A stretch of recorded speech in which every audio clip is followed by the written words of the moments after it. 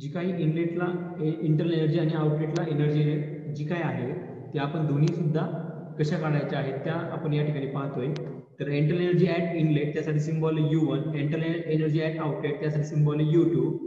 त्यानंतर potential energy at inlet GZ1, त्यानंतर potential energy at outlet GZ2. हे समजलं तुम्हाला. त्यानंतर नेक्स्ट पहा या ठिकाणी इंटरनल एनर्जी ऍट इनलेट हे झालं, तसंच पोटेन्शियल एनर्जी झालं. त्यानंतर इनलेटला अजून कोणती कोणती एनर्जी असते ते आपण पाहूया. तर इनलेटला अजून कोणती एनर्जी असते पहा. इंटरनल एनर्जी झाली, पोटेन्शियल एनर्जी झाली, त्यानंतर आता कोणती एनर्जी घ्यायची आपल्याला, कायनेटिक एनर्जी. तर कायनेटिक एनर्जीचा सुद्धा फॉर्म्युला तुम्हाला झालेला आहे सायन्स मध्ये.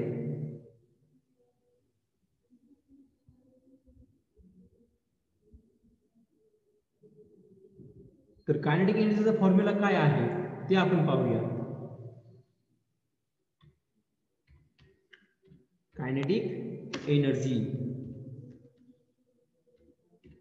तर कायनेटिक एनर्जीचा फॉर्म्युला काय आहे कोणाला माहिती का? 1/2 mv², बरोबर का? 1/2 mv².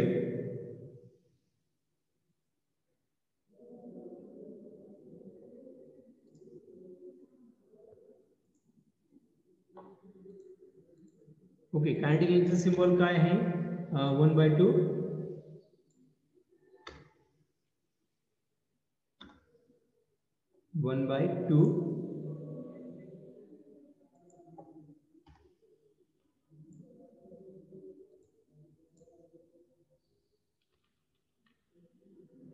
mv².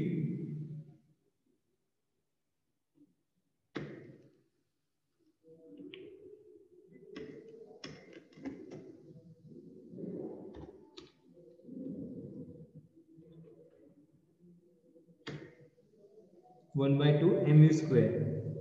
That is equal to kinetic energy. का नाही? कायनेटिक एनर्जीचा सिम्बॉल सुद्धा झालेला आहे तुम्हाला. त्याचा फॉर्म्युला झालेला आहे कायनेटिक एनर्जीचा. किती असतो? 1/2 mv².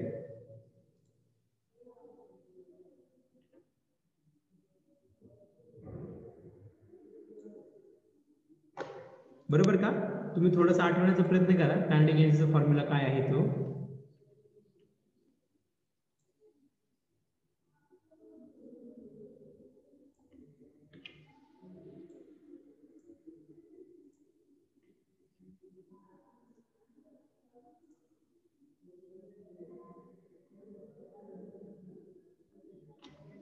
आठवत आहे तुम्हाला कायनेटिक एनर्जीचा फॉर्म्युला काय आहे तो? 1/2 mv².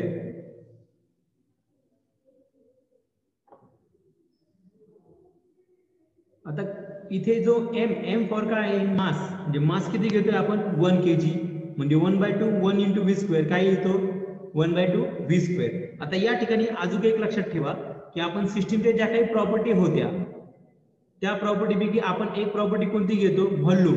तर व्हॉल्यूम साठी सुद्धा आपण कोणता सिम्बॉल यूज करतो? व्हॉल्यूम साठी आपण कोणता सिम्बॉल यूज करतो? v. समजतंय? मग या ठिकाणी व्हेलॉसिटी साठी आपण काय करू? v ऐवजी आपण काय सिम्बॉल घेऊ? c सिम्बॉल घेऊ. कोणता? c = velocity. समजतंय? आणि या ठिकाणचा जो काही इथं v फॉर नॉट व्हॉल्यूम, इथं v काय असतो? व्हेलॉसिटी असते. त्यामुळे इथे मी काय घेतो? c घेतो. काय घेतो? c. मग काय फॉर्म्युला? 1/2 c². समजतंय? कायनेटिक एनर्जी काय? 1/2 c². आणि तुमच्या बुक मध्ये पहा मुलांना, तुमच्या बुक मध्ये v हा सिम्बॉल घेतलेला आहे, v फॉर व्हेलॉसिटी. आणि तसंच v हा सिम्बॉल आपण व्हॉल्यूम साठी सुद्धा यूज करतो. समजतंय का? v हा सिम्बॉल आपण व्हॉल्यूम साठी सुद्धा यूज करतो. म्हणजे व्हॉल्यूम साठी v सिम्बॉल आणि व्हेलॉसिटी साठी सुद्धा v सिम्बॉल. तर काय होईल? या ठिकाणी तुमचं कन्फ्युजन होईल आणि काय होईल ते तुम्हाला कळणार नाही की त्या ठिकाणी व्हॉल्यूम पुट करायचंय का व्हेलॉसिटी पुट करायची आहे. तर त्यासाठी मी काय केलं, या ठिकाणी दुसरा सिम्बॉल यूज करतोय.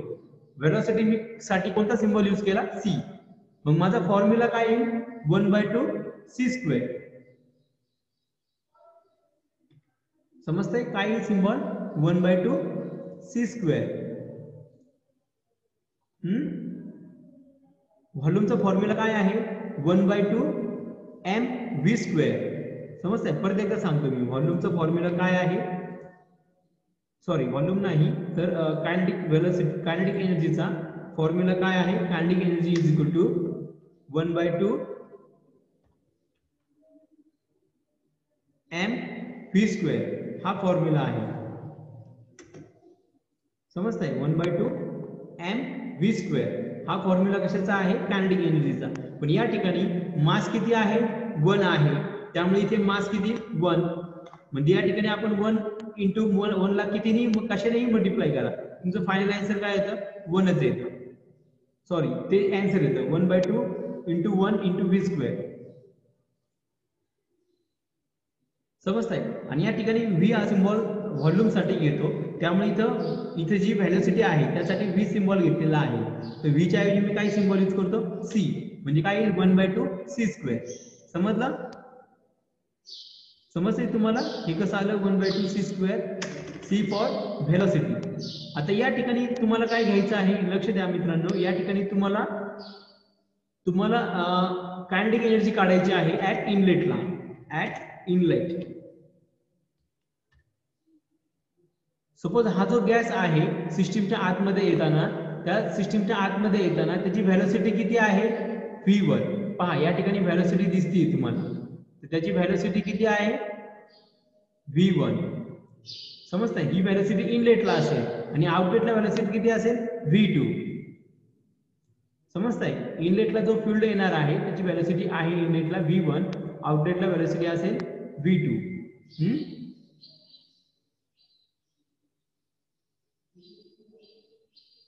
ओके. या ठिकाणी मग inlet kinetic energy at inlet, velocity v1 च्या ऐवजी आपण c सिम्बॉल घेतलेला आहे, त्यामुळे आपण तिथे काय घेणार, आपण c1 घेणार. व्हेलॉसिटी काय घेणार इनलेटला, c1. लक्ष द्या या ठिकाणी थोडंसं, व्हेलॉसिटी काय घेणार इनलेटला,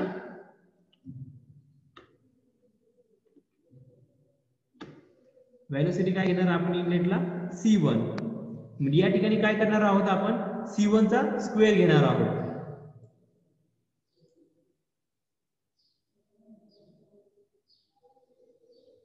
समजतंय. आपण काय घेणार आहोत, c1 स्क्वेअर, म्हणजे 1/2 c1². हा फॉर्म्युला त्या ठिकाणी आला, कायनेटिक एनर्जी ऍट इनलेट. तसंच आपल्याला काय घ्यायचंय, कायनेटिक एनर्जी ऍट आउटलेट. म्हणजे आउटलेटला कायनेटिक एनर्जी किती असेल ते सुद्धा घ्यायचंय आपल्याला. Kinetic energy at outlet, kinetic energy at outlet. आता आउटलेटला कायनेटिक एनर्जी किती असेल ती आपल्याला घ्यायची आहे. ओके. आउटलेटला सपोज या ठिकाणी आउटलेटला व्हेलॉसिटी असेल c2, तर कायनेटिक एनर्जी किती येईल आउटलेटला, 1/2 c2². Kinetic energy at outlet. या ठिकाणी काय म्हणायचं, कायनेटिक एनर्जी ऍट आउटलेट. समजतंय. Kinetic energy at outlet that is equal to 1/2 c2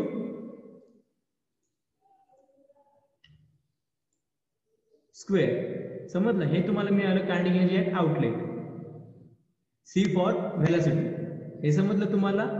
okay. म्हणजे या ठिकाणी तुम्हाला काय मिळालं पहा, इंटरनल एनर्जी समजलं, पोटेन्शियल एनर्जी समजलं, कायनेटिक एनर्जी इनलेट आणि आउटलेट हे देखील तुम्हाला समजलं.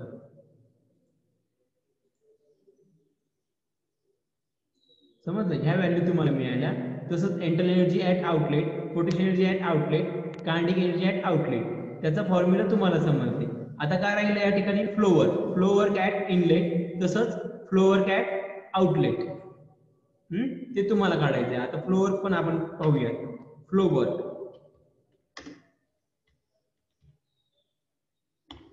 तर या ठिकाणी मी तुम्हाला फ्लो वर्कचे डेफिनेशन सुद्धा सांगितली होती, आणि फ्लो वर्क त्याचा जो फॉर्म्युला आहे फ्लो वर्कचा तो सुद्धा घेतलेला आहे. फ्लो वर्क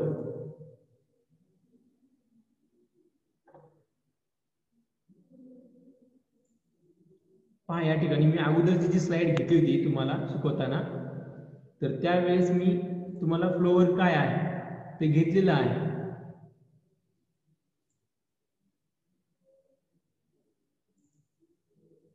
या ठिकाणी पहा फ्लोवर दिसतंय सगळ्यांना. फ्लोवर म्हणजे काय, त्याचा फॉर्म्युला सुद्धा घेतला होता आपण. फ्लोवर इज इक्वल काय असतो, pressure multiply by specific volume. समजतंय, pressure multiply by specific volume म्हणजे काय असतो फ्लोवर. आणि हे सुद्धा तुमचं झालेलं आहे, फ्लोवर काय आहे ते. ओके, समजतंय. ओके, परत आपण मेन स्लाइड कडे जाऊया.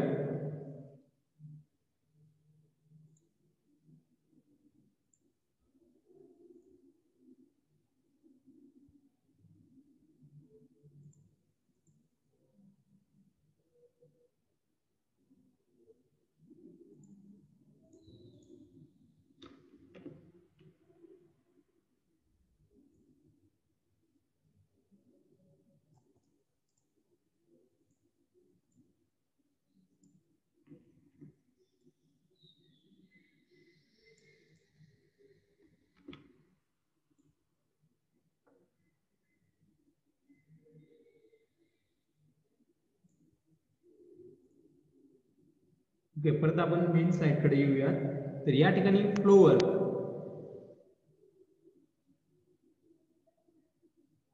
दिसतंय तुम्हाला, या ठिकाणी फ्लोवर. तर फ्लोवर म्हणजे काय, pressure multiply by volume. Flower काय असतं, प्रेशर इंटू काय, व्हॉल्यूम, स्पेसिफिक व्हॉल्यूम. आता फ्लोवर आपल्याला इनलेटला घ्यायचंय, तर इनलेटला सपोज प्रेशर आहे P1. इनलेटला प्रेशर किती आहे, P1. इनलेटला प्रेशर किती आहे, P1. आणि आउटलेटला इनलेटला तसंच प्रेशर व्हॉल्यूम किती असेल, V1. समजतंय, स्पेसिफिक व्हॉल्यूम किती इनलेटला, V1. त्यानंतर प्रेशर किती आहे, P1. समजतंय, प्रेशर P1 इनलेटला आहे, व्हॉल्यूम आहे इनलेटला V1, स्पेसिफिक व्हॉल्यूम नाही का इनलेटला. म्हणजेच P1 V1 हे काय मिळेल तुम्हाला, फ्लोवर मिळेल. P1 V1 that is equal to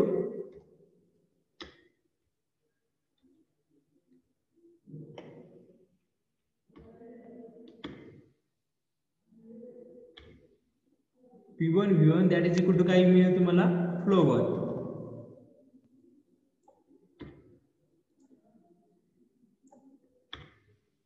समजतंय, म्हणजे या ठिकाणी P1 V1 that is equal to flow work at कुठे मिळालं ते, इनलेटला.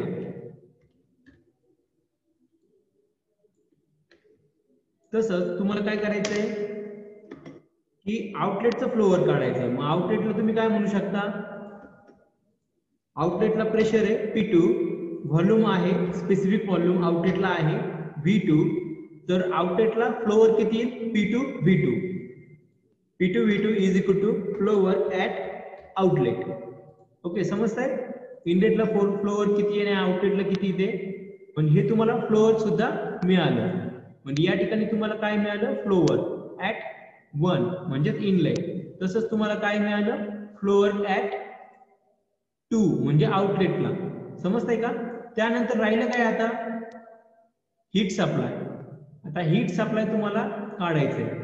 तर हीट सप्लाय किती असेल, heat supply that is equal to, suppose तुम्ही कन्सिडर करा Q एवढी अमाऊंट काय होते, हीट सप्लाय होते. कन्सिडर करा Q एवढी अमाऊंट काय होते, या ठिकाणी इथे जी सिस्टीम आहे त्या सिस्टीमला किती हीट सप्लाय होते, Q. त्यामुळे हीट सप्लाय आपण किती घेतली, Q किलोजूल. ही हीट सप्लाय असेल Q kilojoule per kg heat supply. त्यानंतर आउटलेटला आता या ठिकाणी हीट सप्लाय सुद्धा मिळालं तुम्हाला या इक्वेशन मध्ये. आता काय राहिलं, फक्त या ठिकाणी पहा रेड जो कलर दिलेला आहे ते त्या व्हॅल्यू तुम्हाला माहित झालेल्या आहेत. आता या ठिकाणी राहिलं काय, फक्त वर्क डन. आता वर्क डन साठी आपण काय सिंबल घेतो, वर्क डन साठी आपण W हा सिंबल घेऊया.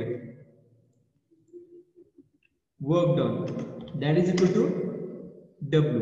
सपोज ह्या मशीन मध्ये, या सिस्टीम मध्ये वर्क डन किती होत आहे, या ठिकाणी दिसतंय का, वर्क डन किती होत आहे, W एवढं होत आहे. समजतंय? या सिस्टीमने किती वर्क डन तयार केलं? W. म्हणजे वर्क डन किती असेल? Suppose W. तो आपण सिम्बॉल त्या ठिकाणी घेतला. समजतंय? काय अडचण आहे का कोणाला इथेपर्यंत? ओके. आता हे सर्व काय करायचंय तुम्हाला? या सर्व व्हॅल्यू आहेत त्या कुठे पुटअप करायच्या? इक्वेशन मध्ये. आपलं जे इक्वेशन आहे त्या ठिकाणी त्या सर्व व्हॅल्यू काय करायच्या? पुटअप करायच्या.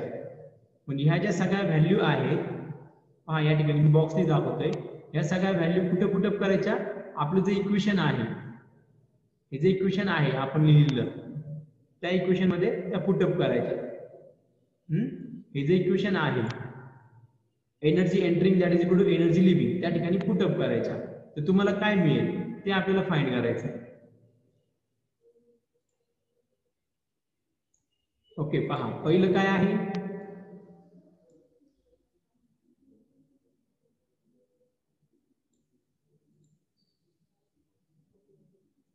ओके. थोडस मी या ठिकाणी एक झूम इन केलेलं आहे, थोडस त्याचं साईज कमी केलेली आहे म्हणजे आपल्याला ते टाईप करता येईल.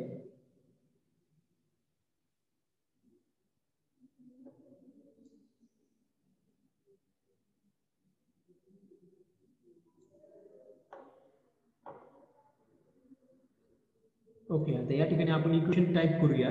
काय इक्वेशन तयार होतंय? पहिलं काय आहे? इंटरनर्जी ऍट इनलेट. काय आहे इंटरनर्जी ऍट इनलेट? U1. म्हणजे पहिलं काय लिहायचं? U1.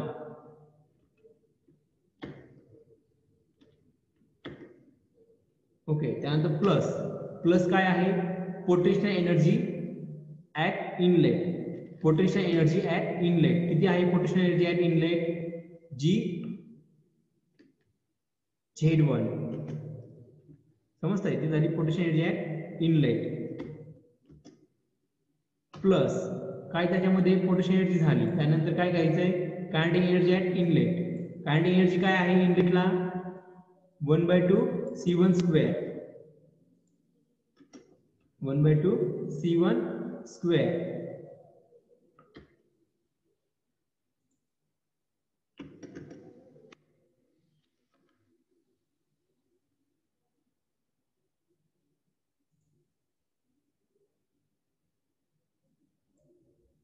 ओके. समजतंय? त्यानंतर नेक्स्ट आता कायनेटिक एनर्जी सुद्धा आपण ऍड केली. त्यानंतर काय ऍड करायचं त्याच्यामध्ये? Flow work. आता फ्लो वर्क किती आहे? फ्लो वर्क देखील आपण काढलेलं आहे. फ्लो वर्क किती आहे? P1.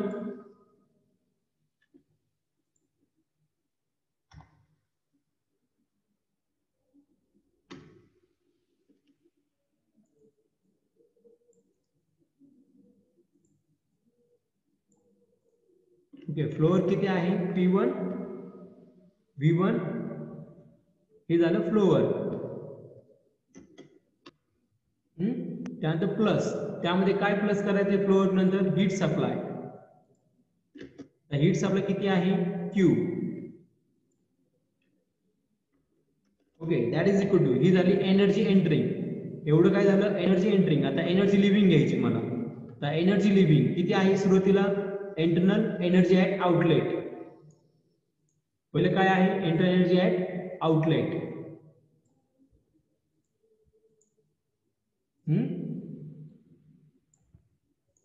Internal energy at 2. Okay. Internal energy किती आहे 2 ला? U2.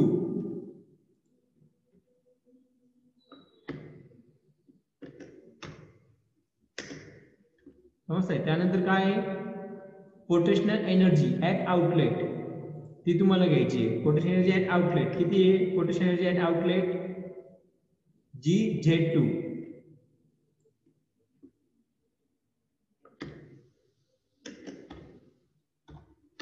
प्लस. समजतंय? पोटेन्शियल एनर्जी घेतली आहे आउटलेट मध्ये. त्यानंतर काय घ्यायची आहे? Kinetic energy at outlet. समजतंय? कायनेटिक एनर्जी किती आउटलेटला? 1/2 C2 स्क्वेअर.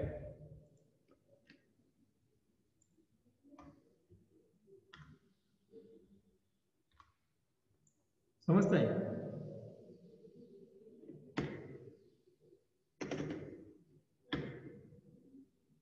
प्लस. प्लस काय घ्यायचंय त्यामध्ये? Flow work at outlet. तर फ्लो वर्क किती आहे? P2 V2. हे आउटलेटचं फ्लो वर्क आहे. आता प्लस काय घ्यायचं आहे, प्लस त्याच्यात वर्क डन काय घ्यायचं आहे, वर्क डन. तर वर्क डन किती आहे, डब्ल्यू किती तयार करते वर्क डन ती सिस्टीम, डब्ल्यू एवढं.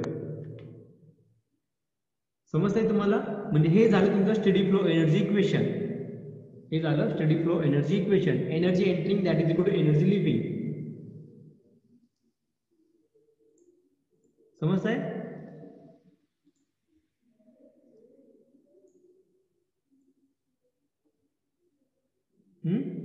आता या ठिकाणी ह्याला आपण अजून मॉडिफाईड करू शकतो.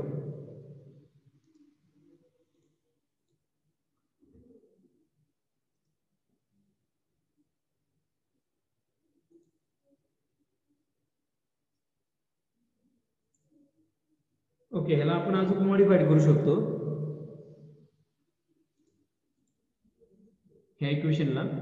तर आपण या ठिकाणी लक्ष द्या की एंथॅल्पी एच, एंथॅल्पीचा फॉर्म्युला काय आहे, H is equal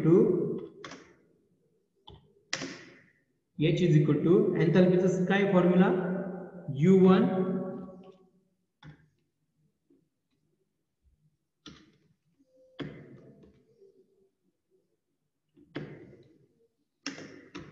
U1 plus flower.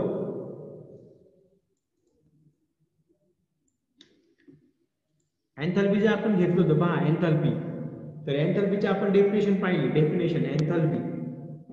तर एंथॅल्पी म्हणजे काय असतं की total heat content bye a system, त्याला आपण एंथॅल्पी म्हणतो. आणि एंथॅल्पीची डेफिनेशन पण पाहिली आणि त्याचा आपण फॉर्म्युला पण पाहिला.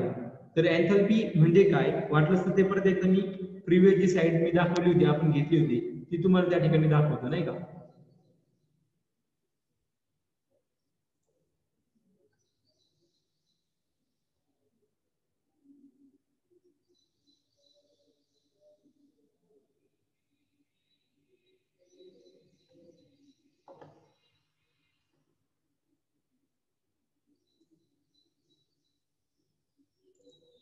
या ठिकाणी पहा तुम्हाला स्लाइड दिसतीये एंथॅल्पी, जी आपण लास्ट लेक्चरला 1-2-3 लेक्चर अगोदर घेतलेलं आहे. एंथॅल्पी काय आहे ते दिसते सर्वांना?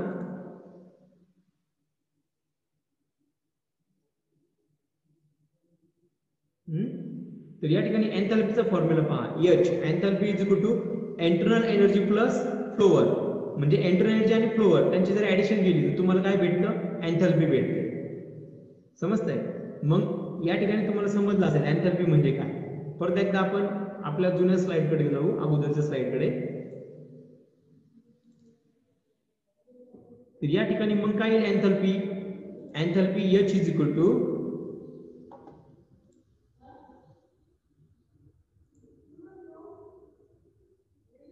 काय, enthalpy H is equal to U plus flow.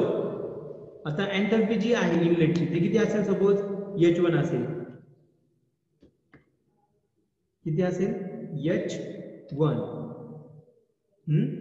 आता या ठिकाणी मास आपण युनिट केजी घेतलं, त्यामुळे मी एंथॅल्पीला स्मॉल लेटर यूज करतो या ठिकाणी. तसंच एंथॅल्पी जी आउटलेटची आहे, आउटलेटची एंथॅल्पी ती किती असेल, H2. किती असेल ती एंथॅल्पी आउटलेटची, H2. मग H2 इज इक्वल टू किती, H2 is equal to U2 internal energy at outlet plus flow work at outlet. समजताय? हे ऑलरेडी झालेलं आहे अगोदर. म्हणजे एंथॅल्पीचा फॉर्म्युला तुम्हाला समजला.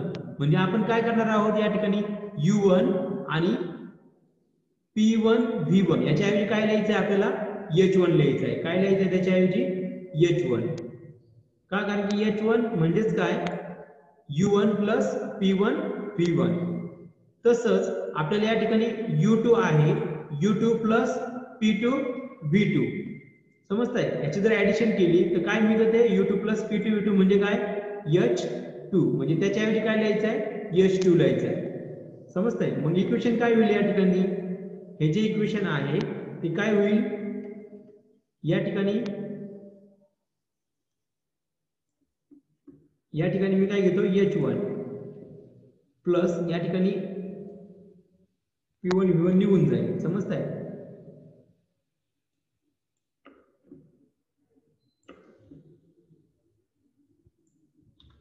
समजताय? या ठिकाणी पहा, या ठिकाणचं आपल्याला काय करायचं, U1 आणि P1 V1 हे काढून टाकायचं. त्याच्याऐवजी काय लिहिलं मी, H1. काय लिहिलं त्याच्याऐवजी, H1. इथे लिहिलं का मी, पहा H1 लिहिलं त्याच्याऐवजी. काय लिहिला, H1. म्हणजे U1 च्या ऐवजी H1 लिहिलं आणि U1 आणि P1 V1 काढून टाकला. माझं इक्वेशन काय आलं, पहिल्यामध्ये पहा काय, H1 plus GZ1 plus 1/2 C1 square plus Q. कळलं का, हा एवढा आलं फक्त खाली, शिल्लक काय राहिलं. तसंच जे इज इक्वल टू होतं त्या ठिकाणी U2 प्लस P2 V2, त्याच्याऐवजी काय लिहायचं आहे मला, H2 लिहायचं आहे. म्हणजे मी काय आलं तिथं काय लिहिलं मग, H2 प्लस काय राहिलं खाली, GZ2 plus 1/2 C2 square plus W, एवढं खाली शिल्लक राहिलं. समजतंय का मित्रांनो? म्हणजे हे जे इक्वेशन असेल हे फायनल इक्वेशन तयार झालं. मग ह्या इक्वेशनला आपण काय म्हणतो, स्टेडी फ्लो एनर्जी इक्वेशन. लक्ष द्या, हे जे इक्वेशन आहे त्या इक्वेशनला आपण म्हणतो स्टेडी फ्लो एनर्जी इक्वेशन. याला काय म्हणतो आपण, ह्या इक्वेशनला steady flow energy equation. Steady flow energy equation. समजलं का? आणि हे इक्वेशन लिहून घ्या तुम्ही सर्वांनी. आणि यावरती फ्रिक्वेंटली तुम्हाला एक 2 मार्काचा प्रश्न विचारला जातो किंवा 4 मार्कलाही विचारू शकतात की स्टेडी फ्लो एनर्जी इक्वेशन म्हणजे काय. तर तुम्हाला ही जी पहिली फिगर होते, मी तुम्हाला काढलेली नाही का, ही पहिली फिगर, ही फिगर काढा आणि हे इक्वेशन लिहा फक्त या ठिकाणी जे दिले ते. समजतंय? आणि तुम्हाला काय विचारलं जातं पेपरमध्ये, write down the steady flow energy equation. Write down विचारलं म्हणजे फक्त हे इक्वेशन लिहायचं. इक्वेशन काय, steady flow energy equation, H1 plus GZ1 plus 1/2 C1 square plus Q that is equal to H2 plus GZ2 plus 1/2 C2 square plus W. हे इक्वेशन पाठ करा, स्टेडी फ्लो एनर्जी इक्वेशन. याच्यावरती एक्झाम्पल सुद्धा विचारले जातात, फ्रिक्वेंटली विचारले जातात. समजलं का स्टेडी फ्लो एनर्जी इक्वेशन काय आहे ते? स्टेडी फ्लो एनर्जी इक्वेशन समजलं सर्वांना? आणि हे इक्वेशन पाठ करा. आणि तुम्हाला 2 मार्काला फक्त विचारतात, write down the steady flow energy equation. Write down विचारलं तर फक्त हे स्टेडी फ्लो एनर्जी इक्वेशन काय करायचं तुम्हाला लिहायचंय. समजतंय? जर तुम्हाला प्रश्न विचारला write down the steady flow energy equation, तर त्याचा आन्सर काय लिहिणार तुम्ही, पहा त्याचा आन्सर पण तुम्हाला सांगतो या ठिकाणी.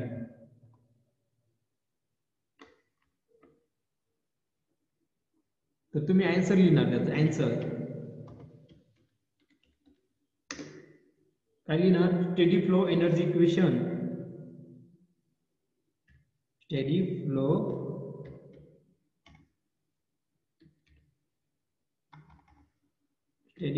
एनर्जी इक्वेशन इज, मग खाली त्याचं इक्वेशन लिहायचं, H1 plus GZ1 plus 1/2 C1 square plus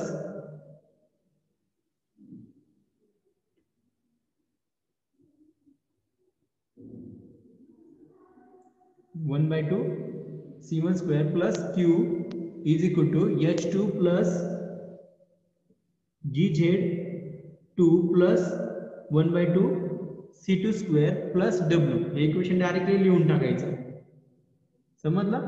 steady flow energy equation. त्यानंतर याच्यामधल्या टर्म्स काय आहे त्या टर्म्स तुम्हाला विचारतात.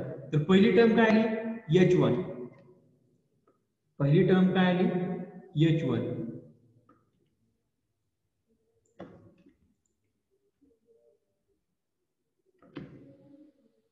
तर H1 काय आहे ते लिहायचं त्याच्या आन्सर मध्ये.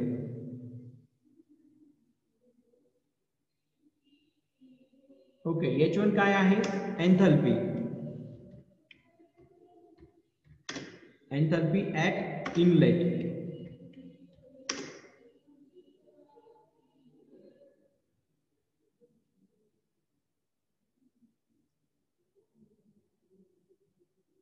H1 काय आहे, enthalpy at inlet.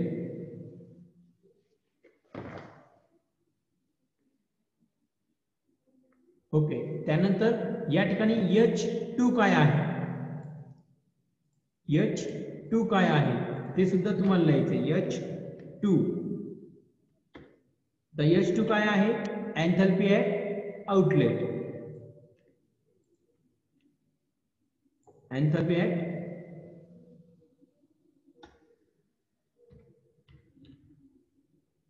Outlet.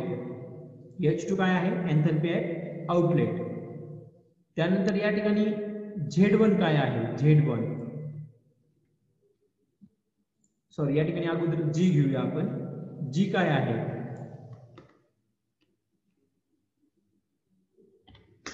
Gravitational acceleration.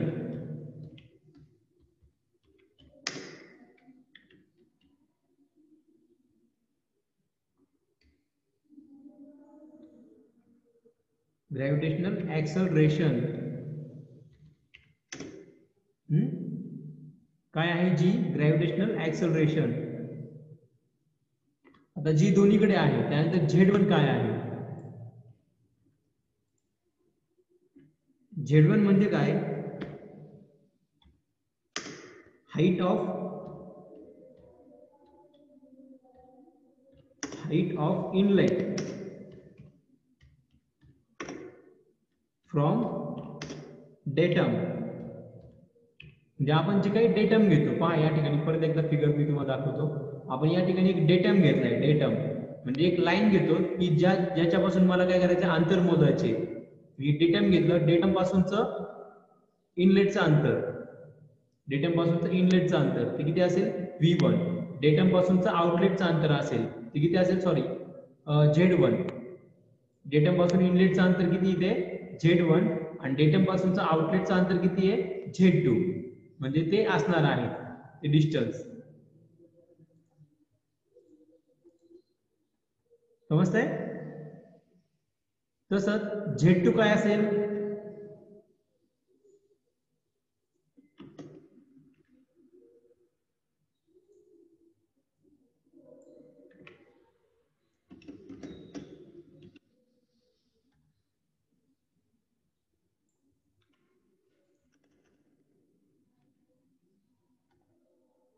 समजतंय. तसंच Z2 काय असेल, Z2 म्हणजे काय, हाईट ऑफ आउटलेट. हाईट कशाची, ती आउटलेटची. फ्रॉम डेटम, डेटम लाईन पासून ती हाईट. ओके, त्यानंतर नेक्स्ट C1 काय, C1 म्हणजे काय, velocity at inlet. C1 that is equal to velocity at inlet, velocity at inlet. C2 काय असेल, velocity at outlet.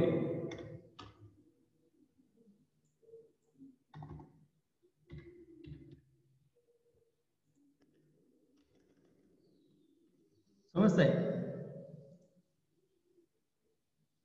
या ठिकाणी C1 C2 समजला. त्यानंतर Q काय आहे, हीट सप्लाय. का नाही, Q दिलं होतं, हीट सप्लाय.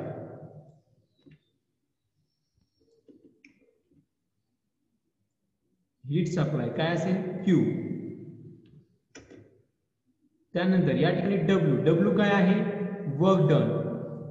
ते सुद्धा दिलेलं आहे, वर्क डन. W काय आहे, वर्क डन.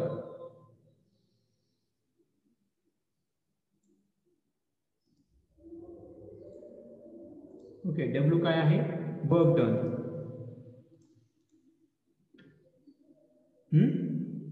म्हणजे ह्या फक्त टर्म्स तुम्हाला लिहायच्या आहेत. ह्या काय लिहायच्या आहेत, टर्म्स. समजतंय. म्हणजे तुम्हाला फक्त काय लिहायचं आहे, जर तुम्हाला विचारलं तर स्टेडी फ्लो एनर्जी इक्वेशन लिहायचं. त्यानंतर त्यामधल्या टर्म्स लिहायच्या, त्याच्यामधल्या काय लिहायच्या, टर्म्स.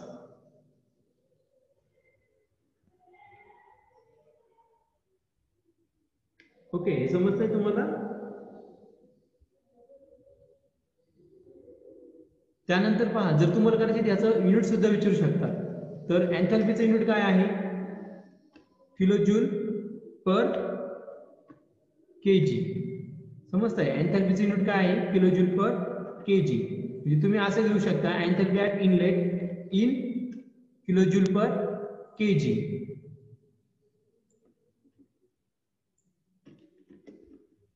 समजतंय? त्यानंतर जी काय आहे ग्रॅव्हिटेशनल ऍक्सलरेशन. तर ग्रॅव्हिटेशनल ऍक्सलरेशन हे आपण कशात घेतो मीटर पर. आता इथे एम पर मीटर आहे लक्षात द्या, metre per second square.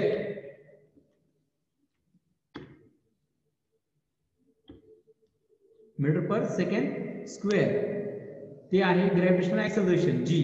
Z1 काय आहे height of datum. Height of datum. आता हाईट कशात घेतो आपण इन मीटर.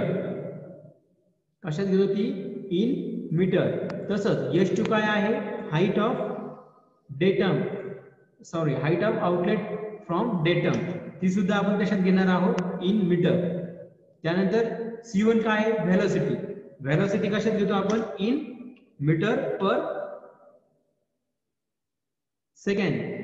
व्हेलॉसिटी कशात घेतो आपण मीटर पर सेकंड मध्ये. त्यानंतर हीट सप्लाय. हीट सप्लाय आपण कशात घेतो, त्याचं युनिट काय आहे heat सप्लायचं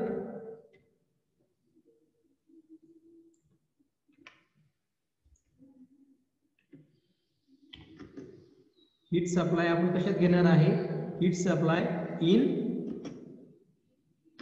kilo joule per kg. तसंच या ठिकाणी वर्क डन.